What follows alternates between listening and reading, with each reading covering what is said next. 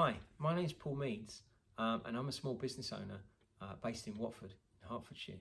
And I thought that given the crisis we're all facing now and the guidance we're being given, specifically relating to remote working or working from home, I just thought it would be worthwhile me giving you a few insights on this area as something we've been doing for the last couple of years with a certain degree of success.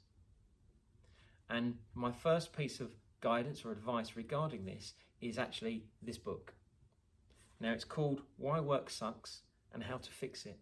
And it's a book I read a couple of years ago that goes into the specifics about how and why working from home and allowing your team to be flexible is actually of benefit to your business. And we've implemented this within Meads and found that it's been invaluable in helping our company, particularly at this point in time when we are facing the crisis and the challenge that is the coronavirus. So what are my 3 top tips when it comes to remote working or working from home and dealing with the issues that we have right now in small businesses whereby our team members might not be as available as they once were? My first tip is making sure you have clear channels of communication. Now this might seem obvious, but when you are communicating with people, it is far better to do that via a webinar or via a video link than via just a phone call.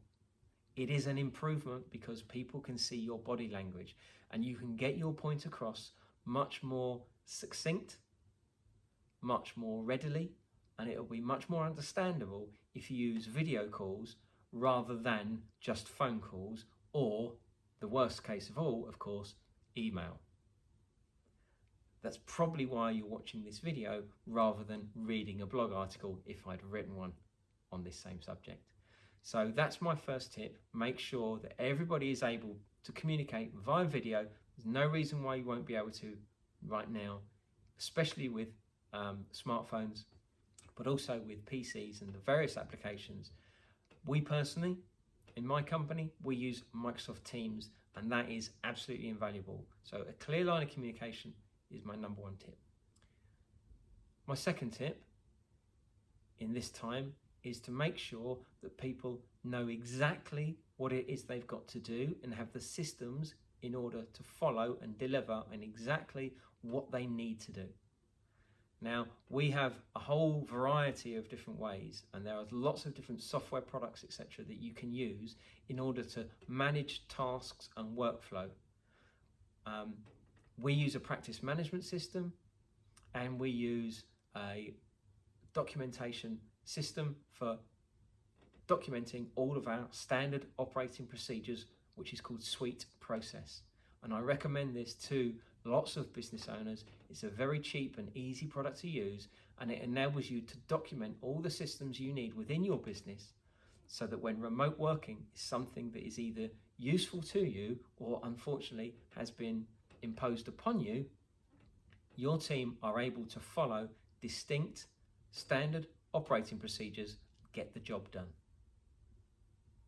And that is my second top tip. Use systems to make your business operate and get your team using those systems regularly. My third tip is to make sure that your team have the technology available to them in order to do their job. Now that might sound really obvious, but unless you ask and discuss what your team's facilities are that they have at home, you won't know exactly what they are and are not able to do. I know in my business, for example, it's massively different in terms of productivity if my team members all have 2 screens attached to their PC. It's a huge thing in our industry, and it might be relevant to you, or it might be something else. But I would recommend, as a business owner, sitting down with your team, maybe on a video call if they're already self-isolating or if they can't come to work, and discussing with them, how can you support them? What technology can you provide them with to make sure they can continue to work from home for however long it may need to be. We don't know how long that'll be. And if you need any advice from me as a business owner that's been doing this for the last couple of years, then by all means feel free to get in touch with me, and I will share any of the information I can with you as part of my commitment to try to help the small business community get through this challenging time. I hope that helps, and I hope to hear from you.